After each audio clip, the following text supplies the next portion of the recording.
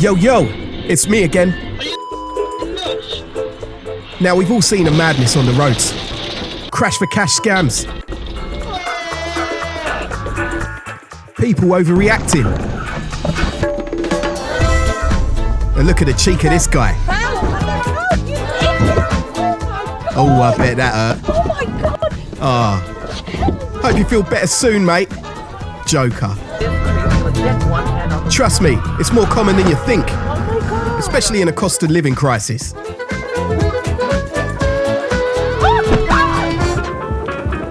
Stuff that happens that you don't even think you'd see in the movies. Crazy. Can't park there, mate. And the classic text and drive self-snitch.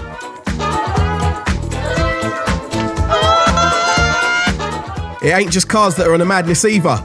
10 out of 10 for effort though. Anyway, it's Things on Wheels, and it looks like we got some problems to sort. Well, what are we going to do about it, eh? I'll tell ya. Hold tight. The lovely people at Viofo sent me a little care package. Let's crack it open. Excited much? Here's what I got.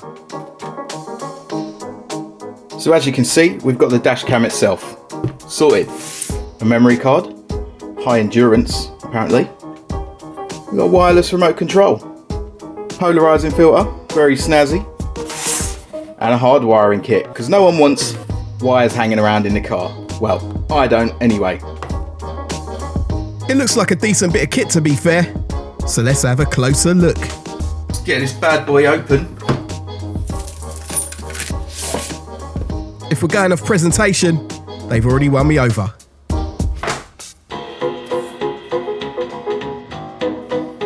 That's pretty smart, isn't it? Some nice free and backing tape to stick it to the windscreen. And then this is the rear camera.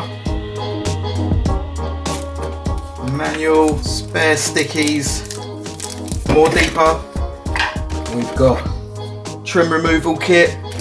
All the power leads, USB to rear camera, maybe to take data off, and a lens filter as well. Beautiful! So this will allow me to tap into fuse box. One thing I don't see, which would have been handy, is some fuse taps, because not everybody wants to cut into wires and solder with fuse taps. Remove a fuse, place this one on top, piggyback off it and get your power that way, and it just leaves it nice and OEM with no cutting necessaries. I think all dashcam manufacturers should provide some sort of fuse tap with a hardwire kit, but it's a minor thing. I'll have to go to the shop and get one.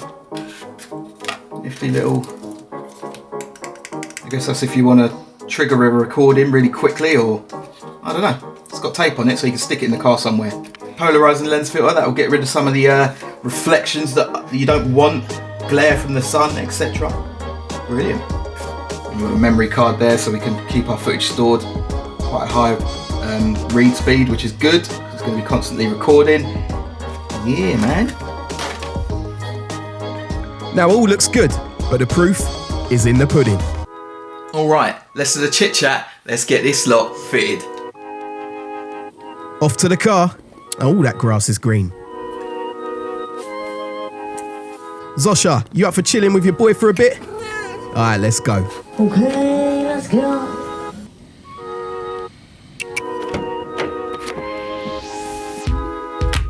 Right, we're in the car. We got Zosha, we got our dash cam. Let's get it fitted. I'm fitting this to my Mrs. Audi Q5. Alright, geez. It's quite a nice, comfy car, this. Even went to the Lake District the other week in it, and it didn't miss a beat. But we didn't have a dash cam. Excuse the dust and mess. We didn't get round to cleaning it after our time away. Using that handy pry tool supplied, I can get the fuse cover off. The little fuse retainers can come out, and it's time to get busy with the multimeter.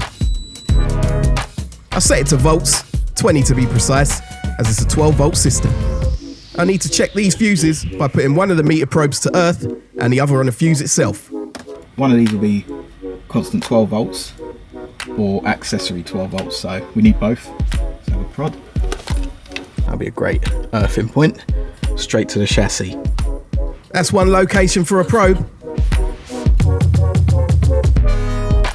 Ignition off, I probed until I found a constant 12 volt feed. Then with the ignition on, I did the same.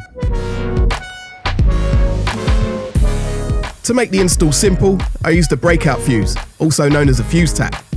This will let me remove an existing fuse and replace it with 2 slots, allowing me to piggyback off of it. Nice. Let's prep the cables. That's the ignition. And that's permanent 12, nicely marked up. And there's our fuse tap. I've already chucked a fuse in there already. Just need to crimp those two together. I had to change the ignition one as the fuse I found was too close to the dash frame. You'll see the location in a little bit.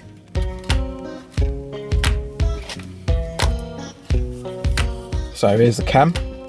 And before we get that fitted, we'll stick that on there and then see what it looks like on the windscreen. Peel off the protective film and stick the filter on. Sorted. Before we mount that, we're going to get the screen as clean as possible. Well, in that area, because I ain't cleaning the rest. I can't be bothered. A little scrub up and we're good to go. Top tip, don't put the camera too close to any plastics or it'll impede into the camera's view. Ask me how I know.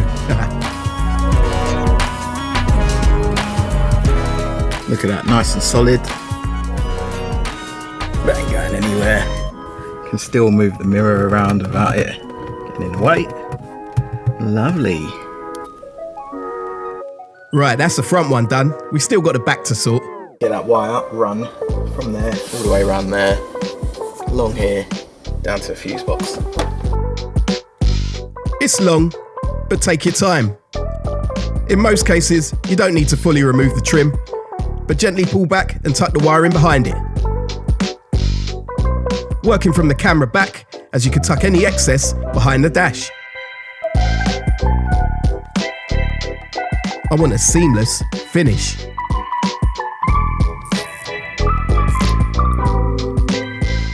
My permanent 12 volt fuse tap goes in.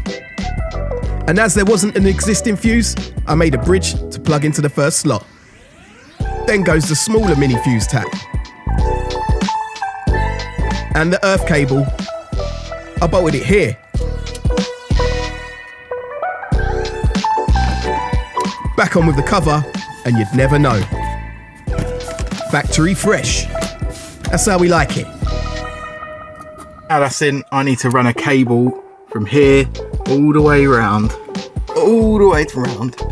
to the back, where there's gonna be the back camera. So let's get that done. Zosh. Up with the boot. Don't want to go overboard, but I need to get cable in there, under that, run along and pop out there. So the factory cables are running through here. Just need to make sure you leave a bit of slack to account for when the boot closes. Thread that needle. And the sidekick's watching on.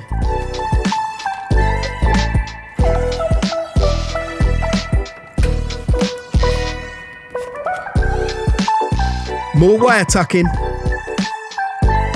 And I looked stressed, but I really wasn't.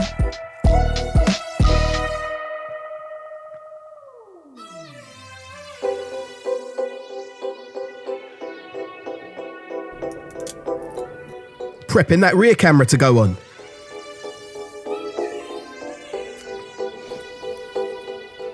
Don't forget to clean the glass. And we're done back here. Right, so we need to slide this to the right so we can get access to the power port at the back. There we go. You again. Power cable can go in. And then it can be tucked away nicely up there. I can slide the camera back in. The rear camera gets plugged in too. Ignition on. First startup.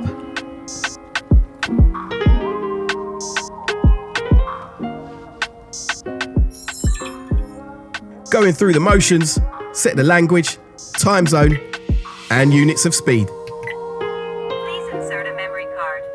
Oh, let's get a memory card. Luckily, I've been provided with one. It was a bit fiddly to push in, so I had to use the pry tool to drive it home.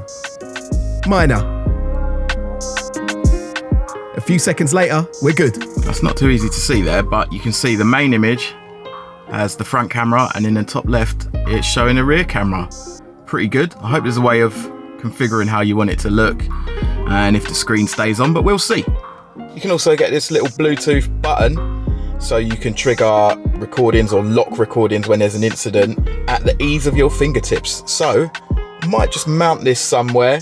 Obviously this isn't my car, it's Mrs. car. If she doesn't like it, she doesn't have to use it. I'm gonna stick it right there. That'll do.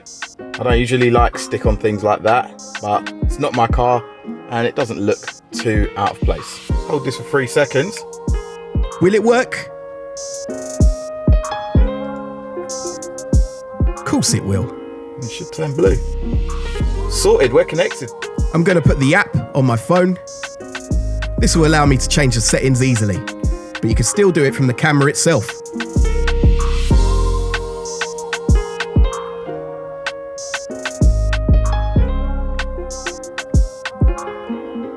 Everything's straightforward here. No issues at all. Wi-Fi connected.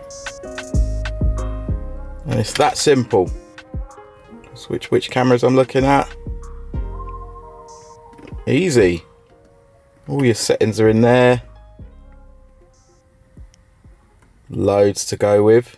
How does it look? Recording. 2 channels started. Well, this is live footage taken from it. This model is the A329S, an upgrade over the A329, which was rated the best dashcam of 2025 by Tech Radar and Car and Driver. Utilising the latest Sony Starvis 2 sensors, the front camera is 4K and the rear 2K resolution, which is more than enough. You can share the footage easily and even hook up an SSD drive if you want more storage space. It has a low power impact detection, so it will sit in standby when the car's off. If there's an incident, it will wake up within 2 seconds and record the last minute that passed, all whilst being intelligent enough not to flatten your battery. This parking mode is hybrid too, so you can set it to time lapse and then switch to impact detection depending on the cut-off time and the voltage selected. All this can be configured through the app, which you connect to via Wi-Fi. Wi-Fi 6 to be precise.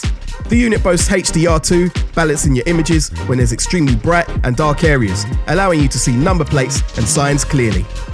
To top it off, you can control it with your voice, so if needed, you can lock a recording in a hurry. It's an option. To be fair, I'm pretty impressed. My only gripe being, I wish it had speed camera and red light camera detection on it. The dashcam in my car has this, though I suspect this could be added later as a firmware update perhaps. Anyway, if you're interested, there's a link in the description so you can check out their latest offerings. These days, I wouldn't be without a dashcam. You've got to protect yourself, your people, and your investment. Stay safe. Bless up.